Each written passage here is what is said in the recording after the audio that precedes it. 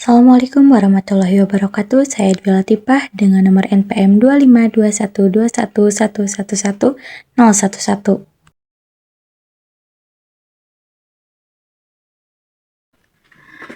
Biografi dari tokoh Ivan Pavlov. Nama lengkap beliau adalah Ivan Petrovich Pavlov. Beliau lahir pada tanggal 26 September 1849 di Ryazan atau di Kekaisaran Rusia. Dikenal sebagai seorang fisiologi dan ilmu penelitiannya, sejak muda Pavlov minat besar dalam ilmu pengetahuannya, sehingga Pavlov ini dikenal sebagai ilmuwan yang disiplin dan tekun. Dan karyanya pun memberikan dasar penting bagi psikologi modern, terutama pada teori behaviorisme. Dia mengabadikan hampir seluruh hidupnya untuk penelitian, hingga ia wafat pada tanggal 27 Februari 1936 di Rusia. Apa saja sih karya dari Ivan Pavlov? Yang pertama, itu penelitian tentang refleks terkendali atau classical conditioning. Ini merupakan karya yang paling terkenal dari Ivan Pavlov. Ia mengemukakan bahwa anjing dapat belajar mengasosiasikan bunyi bel dengan makanan, sehingga ia dapat melakukan respon, yaitu dengan air liur. Nah, yang kedua, itu penelitian tentang sistem pencernaan. Memenangkan hadiah Nobel Fisiologi atau kedokteran pada tahun 1904 melalui penelitian fisiologi pencernaan studi tentang sekresi kelenjar sekitar pada tahun 1880-an sampai dengan 1900-an. Yang ketiga, ada kontribusi terhadap psikologi dan fisiologi eksperimen.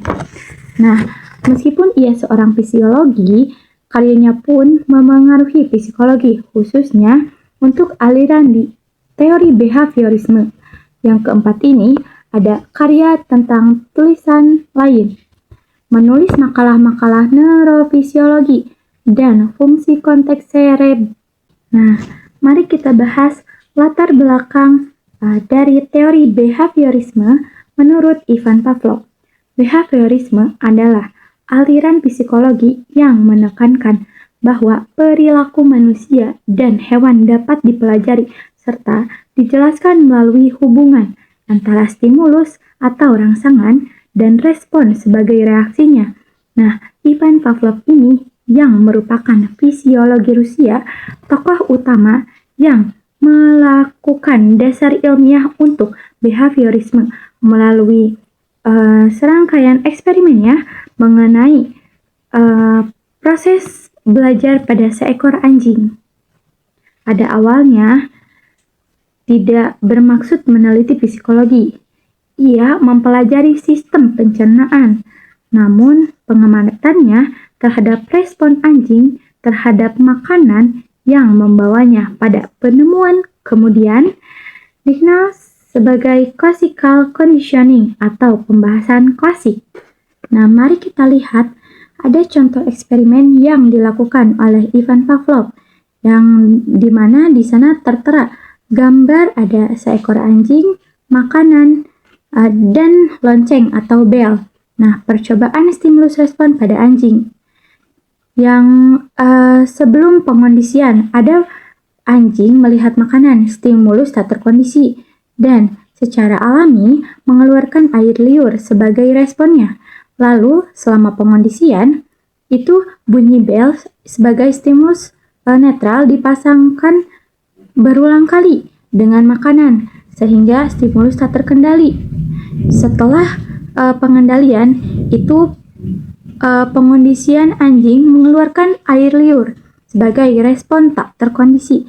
Hanya dengan bunyi bel, stimulus sudah terkondisi, bahkan tanpa adanya makanan. Adapun prinsip-prinsip teori behaviorisme menurut Ivan Pavlov, yang pertama itu ada stimulus dan respon yang berfokus pada stimulus respon, yang stimulus sebagai rangsangan yang dapat diamati dan direspon sebagai gerak balas yang dihasilkan dalam eksperimen.